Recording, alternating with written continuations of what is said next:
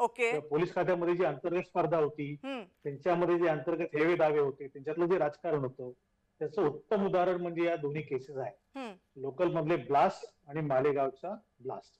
त्या दोन्ही केसमध्ये एकमेकांवर कुरघोडी करण्याच्या नादात पोलीस अधिकाऱ्यांनी इतक्या चुका करून ठेवलेल्या आहेत की त्या चुका निस्तरता निस्तरता वकिलांची दमछाक झाली असेल. हं, म्हणजे माझं चुकत असेल तर अनिकेतजी मला करेक्ट करा.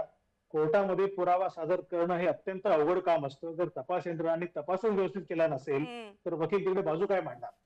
तपासामध्ये त्रुटी राहिल्या असतील तर कुठलाही वकील तुम्हाला त्या केसमध्ये वाचवू शकत नाही, कारण समोरचा वकील तेवढा स्ट्रॉंग असतो, तेवढा तगडा असतो, ओके. तुमच्या प्रत्येक चुकाचं शोधून काढू शकत असतो.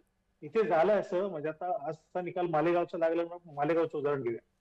मालेगावच्या केसमध्ये ज्या अधिकाऱ्यांनी या सगळ्याचा तपास केला आणि ज्यांनी हे सो कॉल्ड सगळं धागेदोरे शोधून काढले, त्यांनी काय सगळं केलं, ते हेमंत कटकरे फक्त त्या खात्याचे अधिकारी होते, पण तपास सगळा केला तो परमबीर सिंगांनी केला. हं, हं. आणि परमबीर सिंग यांचं आपल्या डोळ्यापुढे अत्यंत ताजं उदाहरण आहे. परमबीर सिंग सरकार बदलल्यानंतर कसे बदलत गेलेत, त्यामुळे तुम्ही जे म्हणताय की सरकारच्या आधिपत्याखाली यंत्रणा कशा काम करतात, हं. त्याचं उत्तम उदाहरण परमबीर सिंग आहेत.